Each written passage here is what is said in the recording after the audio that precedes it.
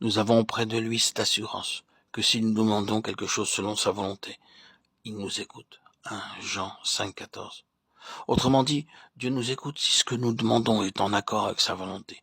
Notre vie de prière devient plus féconde lorsque nous faisons la volonté de Dieu. En demeurant dans le plan de Dieu, nous sommes alors à même de répondre aux besoins de Dieu. Nous pouvons prier longtemps lorsque nous prions dans la volonté de Dieu. Quelquefois, nous voyons des chrétiens qui sont incapables de prier plus de 5 minutes. Ils se mettent à genoux pour prier. Mais après quelques minutes, leurs pensées se mettent à vagabonder. Leur dos devient douloureux. Ils ont mal aux genoux. Leur cœur leur fait mal. Et ils partent alors se coucher pour dormir. Ils sont incapables de prier longtemps. Nous pouvons expérimenter que si nous restons en prière pour rechercher vraiment la volonté de Dieu, nous serons rendus capables de passer de longs moments en prière. Et nous pourrons prier dans la victoire, dans la joie et dans la plénitude de la foi. La prière a alors un effet tonique, elle est pleine de force, parce qu'elle est une prière inspirée. Car tous ceux qui sont conduits par l'Esprit de Dieu sont fils de Dieu. Romains 8,14. Notre croissance et notre maturité spirituelle dépendent de notre connaissance de la volonté de Dieu. Notre connaissance biblique n'est pas du tout une preuve de notre croissance et de notre maturité spirituelle. Si vous voulez avoir une idée de votre maturité spirituelle, vous pourrez en faire l'estimation par la mesure selon laquelle vous êtes capable de connaître, de discerner, de faire la volonté de Dieu. Nous pouvons porter plus facilement un fardeau spirituel lorsque nous sommes consciemment engagés pour faire la volonté de Dieu. Beaucoup de chrétiens restent spirituellement des bébés et des petits-enfants, mais pour croître vraiment spirituellement, il nous faut nécessairement être dans la volonté de Dieu et la faire en connaissance de cause jour après jour. Mais Jésus répondit à celui qui le lui disait, « Qui est ma mère et qui sont mes frères ?» Puis étendant la main sur ses disciples, il dit, « Voici ma mère et mes frères. Car quiconque fait la volonté de mon Père, qui est dans les cieux, celui-là est mon frère et ma sœur et ma mère. » Matthieu 12, 48, 50. Le Seigneur demande, « Qui est ma mère et qui sont mes frères ?» Et il donne la réponse, « Ceux qui font la volonté de mon Père. » Ça signifie que plus nous sommes disposés à faire la volonté de Dieu, plus nous jouirons de l'affection divine n'importe où nous nous trouverons. En faisant la volonté de Dieu, nous goûtons vraiment la faveur de Dieu. Peu importe où nous nous trouvons lorsque nous sommes dans la volonté de Dieu et que nous la faisons, nous voyons alors comment l'amour de Dieu est répandu sur nous, partout où nous allons. Mais nous ne vivons cela qu'en faisant la volonté de Dieu. Rendez à l'Éternel gloire pour son nom, prosternez-vous devant l'Éternel avec des ornements sacrés.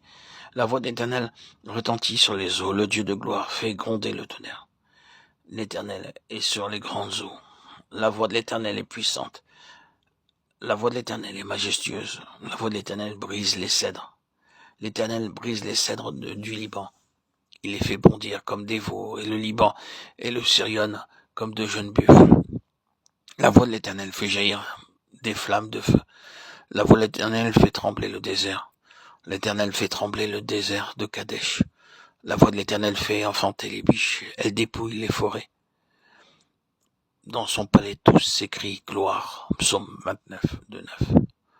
La mesure de la puissance de Dieu dans nos vies dépend de la mesure dans laquelle nous sommes prêts à faire sa volonté. Si dans votre vie, vous voulez voir la puissance de Dieu se manifester de toutes sortes de manières et en tout domaine, alors faites la volonté de Dieu. Ce n'est pas en voyant des miracles ou en ayant des visions et des songes que nous pouvons croître spirituellement et voir la puissance de Dieu se manifester. Ce n'est qu'en entendant sa voix et en faisant sa volonté jour après jour. Vous entendrez une voix derrière vous qui dira « Voici le chemin, marchez-y ». 1 Roi 19, 2, 12. C'est ainsi que la puissance de Dieu se manifestera dans vos vies. Soyez éveillés avec un cœur disponible pour entendre l'appel de Dieu, entendre le Dieu Tout-Puissant vous murmurer ce qu'il attend de vous. Demandez au Seigneur de pouvoir discerner sa parole, sa volonté.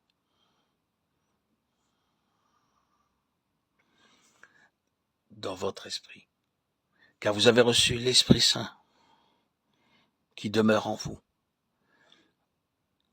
et son sanctuaire invisible est en vous. Soyez-y à l'écoute.